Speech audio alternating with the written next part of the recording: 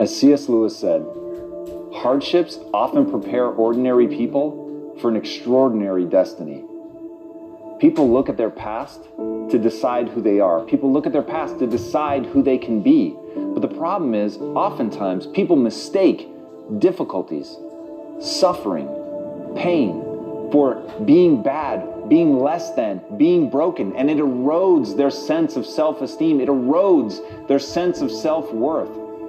But nothing could be more opposite from the truth, because in reality, no matter what you've gone through, no matter how hard it was, all of it was shaping you into the person that you can become. The hardships, the difficulties, the pain, the suffering, all of that makes you tougher.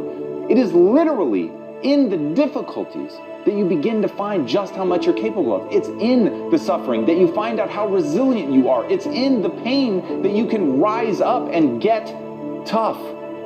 And all of that is going to serve you as you move forward, but you have to know how to frame it. You have to know how to think about it. You have to know that whatever you've been through, that all of it is an opportunity to learn. All of it is an opportunity to grow. All of it is an opportunity to get better, but you have to use it to shape yourself. You have to lean into it. You have to know that the pain and the suffering, all of it is serving you. But if you're telling yourself a story that diminishes you, if you're telling yourself a story that bad things have happened to me, or I've done bad things and that makes me a bad person, then none of it is going to help you.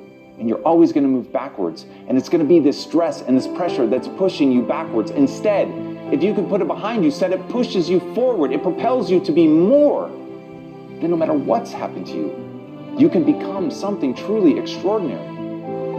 And as David Livingstone said, I'll go anywhere, provided it be forward. So even when you're making mistakes, even when you're falling down, if in that you can see that it's an opportunity, it's a lesson, it's something that you've learned, even when you're running and you stumble and you trip and you scrape yourself all across the pavement, you're still moving forward. As long as you get back up, dust yourself off and keep going, it doesn't matter that you fell. It doesn't matter that you embarrassed yourself. It doesn't matter that you made a mistake or that you look stupid. None of that matters. The only thing that matters is how do you think about it? Do you let it be something that moves you backwards? Or do you recognize at least it was momentum, at least you were going, at least you tried, at least you were putting your energy into something, at least you were willing to take a risk? And that's where most people fail. They're never willing to put themselves out there because they don't see the momentum, they don't see the forward movement, they only see the failure. It really is that easy, and I know that you've heard this 1,000 times, and I know that people are telling you all the time that failure is a part of the learning process. But so is the voice that says you're a fuck up. So is the voice that tells you that you're unworthy. But it's up to you to decide to ignore that voice. It's up to you to prove that voice wrong. It's up to you to love yourself. And yes, I know that's easier said than done. And yes, I know each and every one of us has to do things to be worthy of loving ourselves. We have to take that leap of faith. We have to be willing to look at our inadequacies. We have to be willing to get up and do ourselves a service. We have to be willing to serve ourselves. And you do owe yourself that. And you do have to take action. And you do have to be proactive. But if you do that, you don't need extraordinary accomplishments. You just need to know that you're trying. You need to know that when you fall, you're going to get back up. You need to know that you'll keep pushing forward. You need to know that you won't give up. You've given up in the past. And once you know that about yourself, once you know that every day is a day, an opportunity to reinvent yourself, that's all you need to believe in. That's all you need to build that self-worth, is to tell yourself you're going to do something better today than you did yesterday. That's it. It doesn't need to be grand. It doesn't need to be extraordinary. It simply needs to be a commitment to yourself.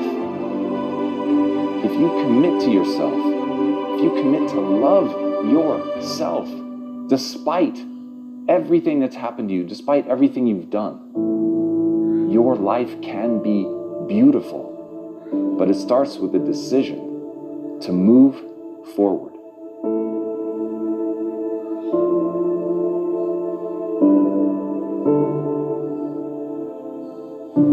To me, the reason that people say that knowledge is power is for one simple reason. As you accumulate it, it gives you the ability to do more. you literally become capable of more. You're able to bring knowledge into your life to literally transform what you're able to manifest in the world. And at the end of the day, the very definition of power for me is the ability to close your eyes and imagine a world and then open them and make that world come true. But the thing that holds people back is their own ego. And as Epictetus said, one cannot learn what they think they already know. And that's the danger.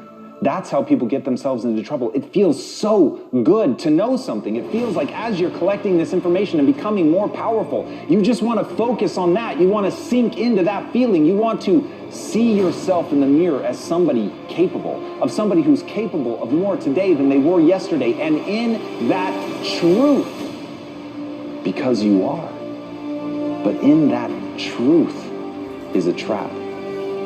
And the trap is to begin to feel that you know something, to think of yourself as a master. That's why, as Socrates said, the only